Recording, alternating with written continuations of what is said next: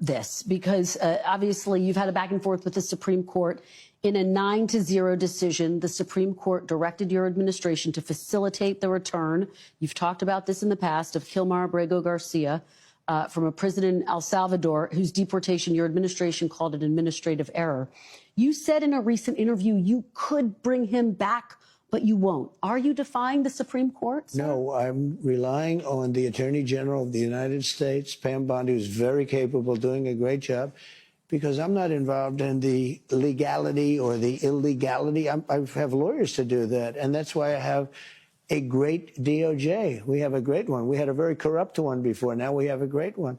And they're not viewing the decision the way you said it. They don't view it that way at all. They think it's a totally different decision. Well, you say you have the power to bring him back, though. Your attorney general says, quote, that's up to El Salvador. Just to put a fine point on this, do you have the power to bring Abrego Garcia back as the Supreme Court? Well, I have ordered? the power to ask for him to come back if I'm instructed by the Attorney General that it's legal to do so.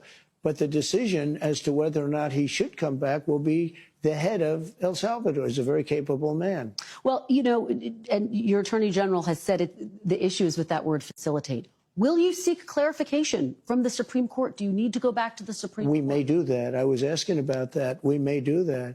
Your Secretary of State says everyone who's here, citizens and non-citizens, deserve due process. Do you agree, Mr. President? I don't know. I'm not a lawyer. I don't know. Well, the Fifth Amendment says I don't know. It might say that, but if you're talking about that, then we'd have to have 1 million or 2 million or 3 million trials. We have thousands of people that are some murderers and some drug dealers and some of the worst people on earth. Some of the worst, most dangerous people on earth. And I was elected to get them the hell out of here, and the courts are holding me from doing it. But even given those numbers that you're talking about, don't you need to uphold the Constitution of the United States as president? I don't know. I have to respond by saying again, I have brilliant lawyers that work for me, and they are going to obviously follow what the Supreme Court said. What you said is not what I heard the Supreme Court said. They have a different interpretation. Is anyone in your administration right now in contact with El Salvador about returning Abrego Garcia to the United States? I don't know. You'd have to ask the Attorney General that question.